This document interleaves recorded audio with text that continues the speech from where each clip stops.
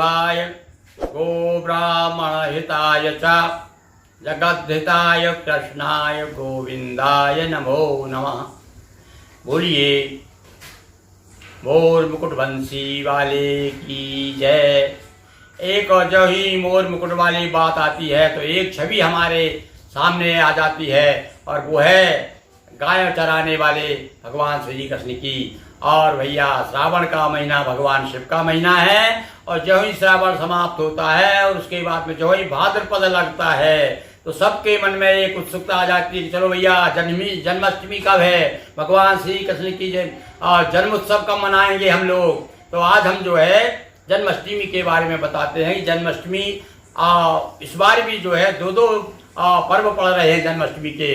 तो भगवान भक्तों के लिए तो बड़ा कहना चाहिए प्रसन्नता का विषय है कि एक नहीं कुछ भक्त लोग तो दोनों दिन मनाएंगे, दोनों दिन जय कन्हैया लाल की हाथी घोड़ा पाल की बोलेंगे और भगवान श्री कृष्ण को जय जन्म उत्सव मनाएंगे।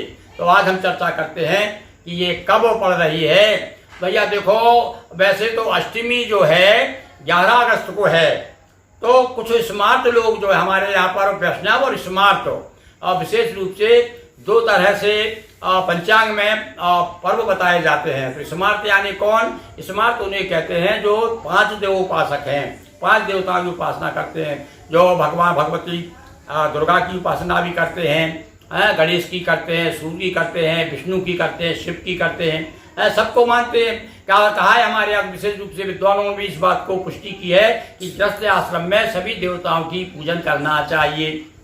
तो स्मार्ट लोगों के लिए तो है 11 अगस्त और 12वां अगस्त जो है आ जाएगा वो कौन लोगों के लिए? वैष्णव लोग जो है विशेष रूप से, क्योंकि इसलिए मनाएंगे वो 12 तारीख को क्योंकि रोहिणी नक्षत्र में भगवान श्री कृष्ण का जन्म का है ना। थी भादों की अष्टमी और अंधियारी रात, जन्म लिया श्री कृष्ण ने देव सभी हर साथ। कब जन्म हुआ था हमारे आदिदेव भगवान का? बोले भैया भाद्रपद कृष्ण पक्ष की अष्टमी को बुधवार था और रोहिणी नक्षत्र था। तो विशेष रूप से रोहिणी नक्षत्र तो भैया केवल 12 अगस्त को है। इसलिए वैष्णव लोग जो है मथुरा वृंदावन आदि में तो विशेष रूप से 12 अगस्त को जन्माष्टमी मनाई जाएगी। अब ये जन्माष्टमी का व्रत जो है विशेष रूप से कैसे मनाया जाता है, विशेष इसमें अन्य पर्व से अन्य त्योहार से इसकी क्या विशेषता है, थोड़ा इस पर हम चर्चा करते हैं। इस दिन जो है विशेष रूप से भगवान रात्रि ठीक आधी रात को कहते ना कि जब जन्मे श्री भगवान जेल दरम्यान मुरलिया वाले खुल गए जेल के ताले। अब देखिए बंधन से मुक्त भगवान जो है जिस समय भगवान का जन्म हुआ था उस समय उनके माता पिता देवकी और वसुदेव जेल में थे। जेल के अंदर ही भगवान का मतलब संसार एक तरह से उनके माता पिता जेल में नहीं थे बल्कि दुष्टों ने तो संसार को ही पूरा जेल बना दिया था। उस समय कंस का ऐसा आतंक छाया हुआ था कि सारे लोग अपना जीवन जैसा मान रहे थे कि वो जेल में ही है। तो जेल से छुड़ाने के लिए भगवान विष्णु जो है समय समय पर जब जब हो धर्म की हानि बाढ़ई अधम असुर अभिमानी तब तब धरि प्रभु मनुज शरीरा। तब भगवान जो है मनुष्य बन करके आते हैं। भगवान विष्णु जो है अवतार लेते हैं। भगवान विष्णु के 24 अवतार माने जाते हैं। तो आप देखिए विशेष रूप से 24 अवतार में भगवान श्री कृष्ण का 8वां अवतार है। अब ये 8 तिथि का बड़ी विशेष है। अष्टांग योग भगवान शिव जो है बड़े योगी भी माने जाते हैं, तो योग के भी 8 अंग होते हैं। और अष्टमी तिथि इन्होंने चुनी 8वां, इधर तो देखिए 8 अष्टमी तिथि और 8वां उनका अवतार। और साथ साथ में एक बात और कि वो जो उनका जन्म हुआ था ना तो वो कौन सी संतान थी? 8वीं संतान थी वो अपने वसुदेव की।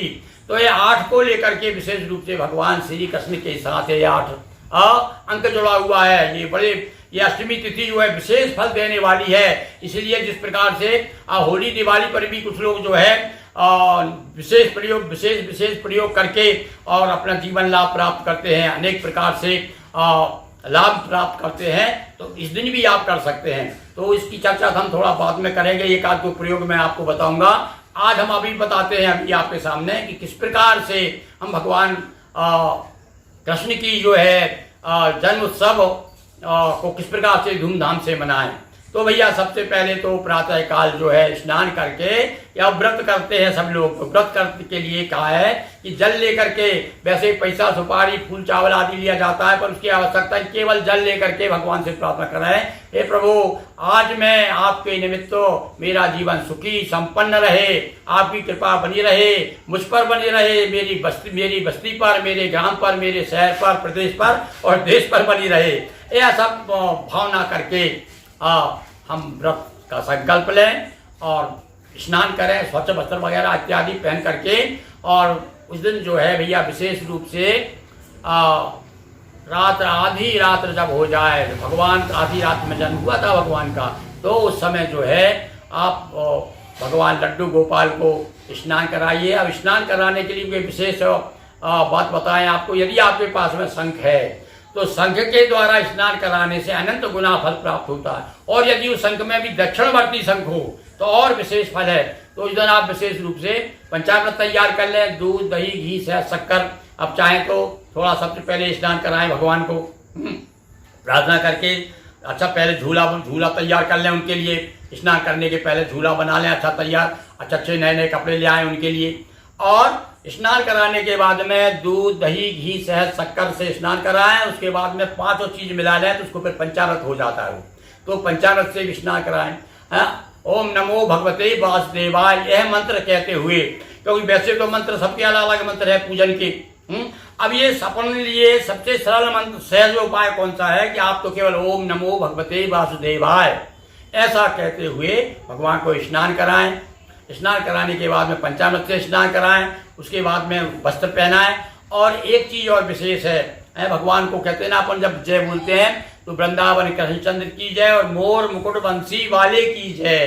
तो यदि छोटी सी बंसी मिल जाए और साथ साथ में मोर का पंख यदि कहीं से उपलब्ध हो जाए तो उसका बड़ा विशेष महत्व बताया है आज के दिन, जन्माष्टमी के दिन। तो मोर को पंख भी जो है भगवान को लगाइए, भगवान को पूजन में शामिल कीजिए मोर पंख को।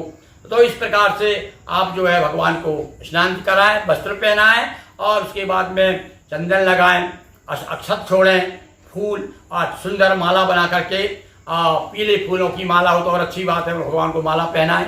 और माला पहनाने के बाद में उनको जो है भोग लगाएं। भोग लगाने के बाद में आरती करें और आरती के बाद में जो है प्रणाम करके क्षमा याचना करें। और इस प्रकार से भगवान को जो है भजन गाएं और झूला पे बैठा करके झूला झुलाते हुए। और ये जो एक बड़ा सहज कहना चाहिए कि एक तरह से मंत्र बन गया, वो तो कौन सा कि हाथी घोड़ा पाल की जय कन्हैया लाल की, इस प्रकार से कहते हुए झूला झुलाएं भगवान को। और भैया रात भर जो है जागरण करें तो विशेष फल देने वाला है ये जन्माष्टमी का पर्व है। रात भर जागरण करें और नाना प्रकार से कीर्तन वगैरह गाएं, भगवान श्री कृष्ण के भजन गाएं, इस प्रकार से पूजन करें। कहीं कहीं हमारे इधर हमारे क्षेत्र में तो कन्हैया जी के पट आते हैं, एक छोटे छोटे इतने बड़े कागज में पूरे चित्र बने रहते, जन्म से लेकर के भगवान ने किस प्रकार से राक्षसों का वध किया, किस प्रकार से पूतना को मारा भगवान ने, और किस प्रकार से फिर कंस मामा को कहना चाहिए उसका निधन हुआ, कंस का निधन, कंस को मारा। तो इस प्रकार से सारा चित्रों में पूरा वर्णन आता है। तो कन्हैया जी का पट जो है, यदि आपके पास में किसी के यहाँ पर जो है लड्डू गोपाल नहीं है, आप नहीं ला पाए, तो कन्हैया जी का पट बाजार में मिल जाएगा। आप बाजार में जाएंगे जरूर कन्हैया का पट बेचते हुए लोग मिल जाएंगे। तो उस दिन विशेष रूप से भगवान के पूजन में भोग में एक चीज और विशेष लगती है, कौन सी? वो है धनिया की पंजीरी बनती है। धनिया की पंजीरी का विशेष रूप से भोग लगता है, धनिया की पंजीरी चाहिए। और साथ साथ में भगवान को उस दिन खीर बनाइए भोग लगाने के लिए। आप यदि व्रत है तो आप मत खाइए, पर भगवान को खिलाइए। और साथ में और एक क्या चीज है कि ककड़ी वगैरह जो है, ककड़ी खीरा जिसे कहते हैं, तो साथ में इसका बड़ा विशेष महत्व है। तो इस दिन जो है भगवान को पंजीरी का भोग लगाएं। और भैया जो है कुछ लोग तो हमने देखा है कि बाद में बड़ी बधाई देते हैं एक दूसरे को, और दूसरे दिन जो है सौंठ के लड्डू बनाए जाते हैं। जैसे जच्चा को जो खिलाए जाते हैं ना, तो वैसे ही लड्डू बनते हैं और उसके बाद वो लड्डू बांटे जाते हैं। तो इस प्रकार से भगवान का उत्सव जो है, और इस दिन जो है विशेष रूप से स्कूलों में भी भगवान की जयंती मनाई जाती है। अब वो जो है जहाँ तहाँ बड़े बड़े मंदिरों में बड़े मंदिरों को सजाया जाता है, शोभा यात्रा निकाली जाती है। मतलब पूरा दिन जो है सुबह से लेकर के दूसरे दिन सुबह तक। और भैया जो आपने व्रत किया उसका पारण जब तिथि बदल जाती है तब करना चाहिए। यानी अष्टमी के बाद में जो नवमी को व्रत कर रहे हैं वो दशमी में पारायण करेंगे, और जो अष्टमी में व्रत कर रहे हैं वो नवमी पारायण करेंगे। इस प्रकार से आप जो है भगवान का व्रत कीजिए, भगवान श्री कृष्ण की पूजा सेवा कीजिए, और संभव हो तो उस दिन गीता का अभ्यास करें, आप गीता का पाठ करें। भगवान श्री कृष्ण का सबसे प्रमुख जो है उनका ग्रंथ है वो गीता का उपदेश बड़ा प्रसिद्ध है। तो भगवान श्री कृष्ण ने जिस प्रकार से लीलाएं की है, लीलाओं का गान कीजिए। और यदि आपके पास में उपलब्ध है तो एक प्रेम सागर ग्रंथ है। भागवत तो हर घर होती नहीं है, पर प्रेम सागर जो है एक भगवान के भागवत जो है, भागवत का एक अंश लेकर के और प्रेम सागर तैयार की गई है। उस प्रेम सागर में भगवान श्री कृष्ण की बाल लीलाओं का बड़ा सुंदर चित्रण दिया है। तो आप प्रेम सागर कहीं मिल जाए तो प्रेम सागर का पाठ कीजिए, कथा सुनाइए भगवान की, ज़्यादा से ज़्यादा भगवान की चर्चा हो। और इस प्रकार से नाम का इस भैया कलयुग में तो कहा है, कलयुग केवल नाम आधारा, सुमर सुमर नर उतरई पारा। तो यह दिन भगवान के स्मरण करने का है, पूजा करने का है, और हरि कीर्तन करने का दिवस है। तो इस प्रकार से आप भगवान की पूजन कीजिए, जन्माष्टमी मनाइए, और सभी लोग बहुत बहुत प्रसन्न रहिए। हमारी भी आपको शुभकामनाएं। बोलिए वृंदावन कृष्ण चंद्र की जय। हाँ, एक चीज और लगी, एक प्रयोग बता रहा हूँ आपको, विशेष रूप से विद्यार्थियों के लिए। मैंने आपसे बताया नहीं, प्रयोग बताऊंगा आपको। ये जो मोर पंख है ना, ये मोर पंख जो भगवान को आपने अर्पित किया है, उसे आप लेकर के और उसकी थोड़ी फिर से पूजन करके, और बच्चों के जो बच्चा यदि आपका कमजोर जिस विषय में है उस विषय की किताब में उसको रखिएगा आप। तो उससे क्या है, विद्या विशेष रूप से विद्यावान हो जाएगा। भगवान श्री कृष्ण की कृपा से उसे विद्या प्राप्त होगी। और जो उसका मन नहीं लग रहा पढ़ने में, तो उसका मन भी लगने लगेगा। हाँ, और इसको विशेष रूप से एक प्रयोग और है मोर पंख का। आप जानते हैं कि मोर जो है सर्प को खा जाता है, तो मोर पंख जिस घर में होता है उस घर में सर्प नहीं आता। यह विशेष बात आपको हम बताते हैं। तो इसलिए आप मोर पंख जरूर लाइए, और उस दिन भगवान श्री कृष्ण को अर्पित करते हुए, और ये एक मोर पंख जो है अपने शयन कक्ष में रखें, और अपने घर में दूसरी जगह रखें, और तब उससे जो है निश्चित रूप से आपको विशेष लाभ प्राप्त होंगे। तो ये तो मोर पंख की बात हुई। और इस प्रकार से आज मोर मुकुट बंसी वाले भगवान श्री कृष्ण का जन्मोत्सव मनाएं और प्रसन्न रहें। हाँ, बोलिए वृंदावन कृष्ण चंद्र की जय। हाथी घोड़ा पाल की जय, कन्हैया लाल की। दोस्तों वीडियो को लाइक करें, शेयर करें, चैनल को सब्सक्राइब कर घंटी की बटन दबाएं। बहुत बहुत धन्यवाद।